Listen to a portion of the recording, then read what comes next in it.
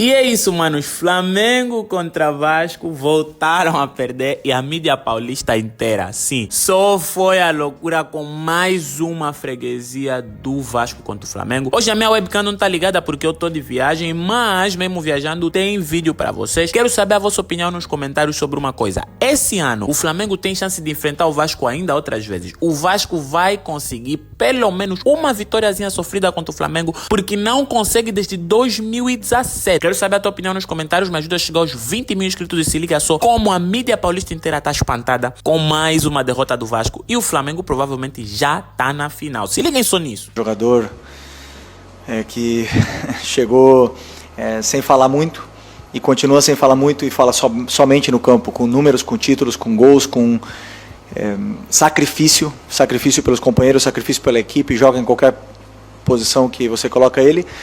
E clássico, os grandes jogadores aparecem. Nos jogos mais difíceis é onde se vê os melhores e os grandes jogadores. E o Bruno é um deles. Então, para mim, eu que fui companheiro dele, fácil falar, mas a história, ela tá aí, diante dos nossos olhos. E é um prazer acompanhar de perto um jogador que continua fazendo história, independente aonde joga, com a idade que joga, quanto joga. Ele é muito especial. Os grandes jogadores sempre vão ser assediados, é normal.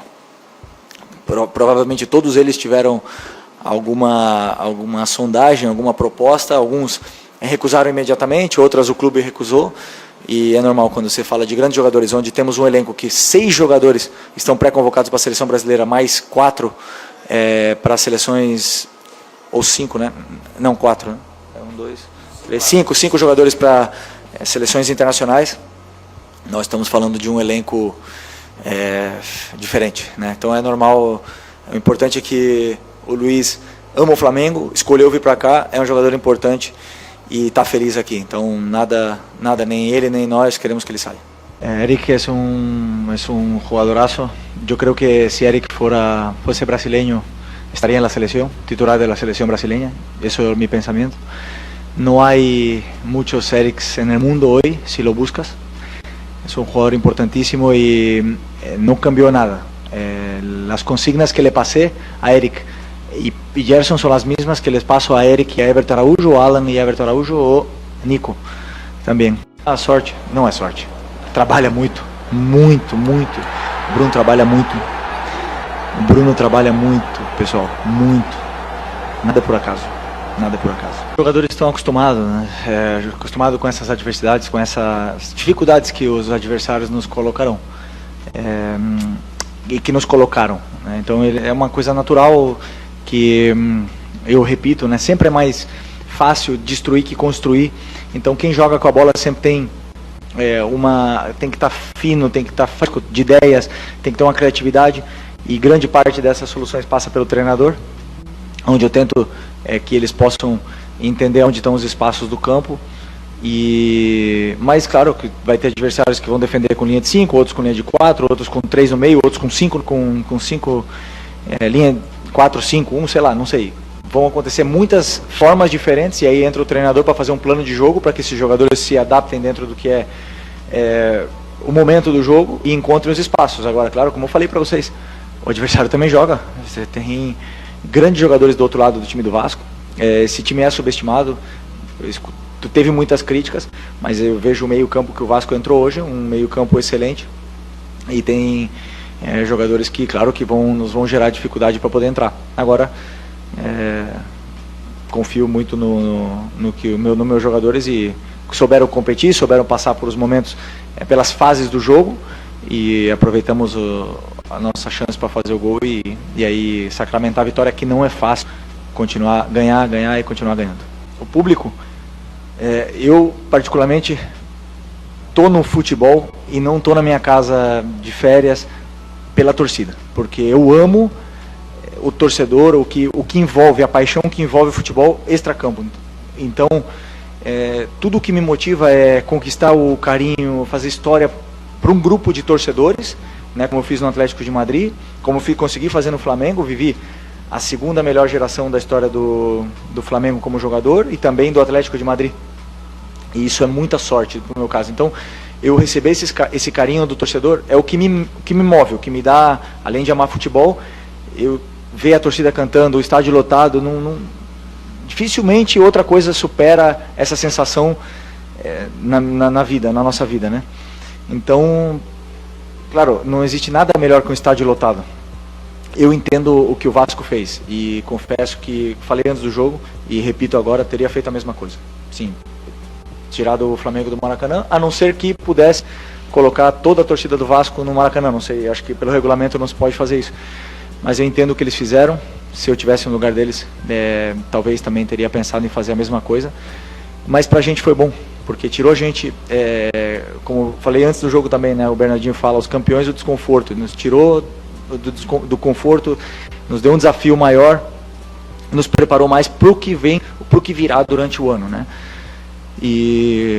Mas agora, isso sim, foi no limite da agressividade o jogo, né? Então, assim, isso é uma coisa que nós temos que olhar. O problema são as expectativas, né? Que se geram e se criam, e todo mundo espera que o Flamengo vai pro campo artificial e vai performar da mesma forma que performa sempre, que vai ser sempre 5-0, e isso aqui não condiz com a realidade, né, do futebol de alto rendimento. A elite do futebol não é verdade, não é assim.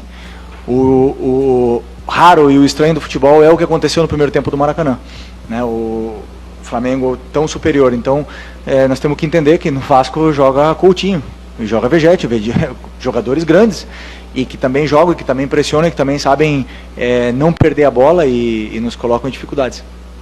Então as expectativas é sempre de fora, mas nunca afeta dentro, e isso o meu grupo de jogadores sabe muito bem. Continuam com ambição e com humildade para poder continuar em busca de melhorar e evoluir cada dia. O primeiro tempo realmente foi um primeiro tempo mais, digamos, truncado, tivemos nossos momentos, mas não fomos tão incisivos no terço final, não aproveitamos essas nossas chegadas. O adversário foi se readaptando às nossas investidas e foi neutralizando elas. No segundo tempo voltaram os jogadores a encontrar esses espaços e também se adaptaram um pouco mais com o campo, com a bola, com o tempo dela, para poder encontrar e ficar com essa finura, e aí vieram várias chances de gol, né, no segundo tempo até fazer o gol. O jogo foi praticamente todo nosso ali nesse segundo tempo, e depois tivemos alguma que outra chance ainda para poder fazer o segundo, mas não foi possível. Um grande resultado contra um grande adversário. O problema... Na última partida, que foi no 2-0 aí na fase inicial, que o Flamengo dominou totalmente, foi até constrangedora aquela atuação do Vasco na primeira fase. Hoje o Vasco pelo menos tentou jogar, competir dentro do que pode fazer. Há uma diferença muito grande, apesar do Palmeiras, por exemplo, ser dominante no futebol paulista nos últimos anos, a diferença que há aqui do Palmeiras para o Corinthians, para o São Paulo, o Santos caiu para a Série B, agora está tentando voltar, mas fez uma final dura com o Palmeiras no ano passado, não é igual a diferença do Flamengo para o Vasco, que o Fluminense e o Botafogo em certo momento também estavam muito longe, mas nos últimos anos, principalmente o Botafogo, conseguiu chegar no Flamengo e muitas vezes ganhar do Flamengo, como ganhou de 4 ano passado no Campeonato Brasileiro e levou o título brasileiro, levou a Libertadores. O Fluminense ganhou uma Libertadores recentemente. O Fluminense dá trabalho pro Flamengo, né? O Fluminense, nos últimos anos, ele dá trabalho. Foi a única derrota do Felipe Luiz como treinador foi pro Fluminense. No Carioca também não ganhou do Fluminense, também empatou o jogo. Então o Vasco, ele nesse duelo com o Flamengo, ele ficou muito distante do Flamengo, né? Que é uma coisa... ruim, né? O Vasco tentou também partir para o caminho da SAF. Eu digo até que Vasco, Botafogo e Cruzeiro, não é que eles optaram, era uma questão de sobrevivência dos três. Os três estavam deixando de ser times competitivos, times que tinham pretensão de lutar por título, que ganhar ou perder é uma coisa, mas quando você começa já nem sabendo que você não tem nem chance, é outra coisa, né? E o Vasco, Botafogo e Cruzeiro, eles estavam mais... como times de Série A, B, subindo e descendo, do que o Cruzeiro, no caso, só caiu uma vez, mas ficou 3 anos na Série B, do que sonhando com alguma coisa. Então eles não tinham alternativa, ou eles viravam SAF, ou deixariam de ser times grandes, assim, em relação à competitividade, não em relação à história dos clubes. Então o Vasco, ele foi para esse caminho da SAF, mas no caso do Vasco deu tudo errado. Então o Vasco continua com muitos problemas, né? O Vasco continua com problemas financeiros, problemas políticos, está uma situação indefinida do que vai ser do Vasco nos próximos anos. E o Flamengo, mesmo com toda a instabilidade que teve nos últimos anos no departamento de futebol, né? Não na parte financeira. Na parte financeira o Flamengo vai muito bem, até por isso sempre tem elenco forte, sempre é competitivo, mesmo trocando de técnico todo ano, mesmo parecendo em algum momento do ano que o mundo vai acabar e não vai acabar nada. O time está forte, está bem, está estruturado. Teve 6 jogadores na pré-lista do Dorival, de 52 tinha 6 do Flamengo naquela pré-lista. Então, a diferença atual entre Flamengo e Vasco é muito grande. Mas hoje, pelo menos, o Vasco competiu. Foi jogo para 1-0 mesmo, e nem seria tão absurdo se o Vasco tivesse arrumado um empate. Mas 1-0 mostrou que foi o jogo. Hoje não foi um jogo de grande superioridade do Flamengo em relação ao Vasco. Flamengo 1, Vasco da Gama 0, lá no estádio Newton Santos. Fábio Piperno aumentando a freguesia para cima do Vasco da Gama nesse confronto, porque de 2017 para cá, o Flamengo só perdeu 2 vezes para o Vasco, hein? Foram 18 jogos, 11... Aliás, foram 18 jogos... Aliás, se eu não estiver enganado, eu vou até puxar de novo esse número, mas 11 empates, 2 derrotas e 18 vitórias do Flamengo. É isso mesmo, 18 vitórias do Flamengo, já estava falando 18 jogos. 18 vitórias do Flamengo, 11 empates e 2 derrotas. É a cabeça no carnaval, Fábio Piperno, é a cabeça no carnaval que a gente já começa a confundir as coisas. 18 vitórias do Mengão, 11 empates e 2 vitórias do Vasco nesse confronto, ou seja, o Flamengo só perdeu 2 vezes de 2017 para cá em jogos contra o Vasco da Gama, Piperno. Até porque essa série toda aí que você citou, ela começa justamente num sábado de carnaval em 2017, quando o Flamengo venceu. É verdade. Até acho que foi um gol do Diego Ribas. Belíssima memória, hein? Boa, bem lembrado. Mas, veja, se você pegar, por exemplo, os clássicos envolvendo os 4 grandes de São Paulo, os 4 grandes do Rio, os 2 gaúchos e os 2 de BH, o clássico hoje, com a maior assimetria no futebol brasileiro, é o clássico Flamengo e Vasco. É aquele no qual as diferenças elas são maiores. Não dá hoje para colocar... Assim, Flamengo e Vasco, obviamente, vai ser um clássico para sempre, por toda a história que os dois construíram, só que hoje é um clássico que envolve um gigante contra um clube totalmente problemático, que você não sabe para onde vai, ela nem ele sabe. Mal se sabe, inclusive, hoje quem é dono do Vasco, enfim, como é que vai ficar essa situação toda. Dramática a situação do Vasco. E o Vasco hoje deu mais uma prova de como ele está se apequenando, porque essa história de transferir o clássico para o estádio Newton Santos, eu acho que foi uma medida tenebrosa, para tentar supostamente diminuir a diferença técnica, o Flamengo não se adapta tão bem ao tapetinho, essa onda toda, e de fato o primeiro tempo foi muito truncado, foi um jogo duro, por vezes violento, mas no segundo tempo o Flamengo jogou melhor que o Vasco, o que aconteceria inclusive se o jogo fosse também em Marte. Melancolicamente foi um jogo assistido por 10.900 pessoas, um público ridículo para uma semifinal Flamengo e Vasco, né? Que afinal de contas é o clássico dos milhões. Se fosse no Maracanã, provavelmente esse clássico teria traído mais de 50 mil pessoas e o Vasco teria ganhado muito mais dinheiro do que a mixaria que acabou levando. Outra coisa, o Vasco, pelo menos entre os muitos erros, ele tem alguns acertos para essa temporada. Eu acho que está trazendo alguns bons jogadores e um treinador competente para esse tipo de situação. Soluções para o Flamengo não ser agressivo como gosta. Hoje, o Flamengo podia produzir mais, mas eu acho que o gramado atrapalhou. Eu acho que o fato de deixar esse jogo mais pegado é bom para o Vasco.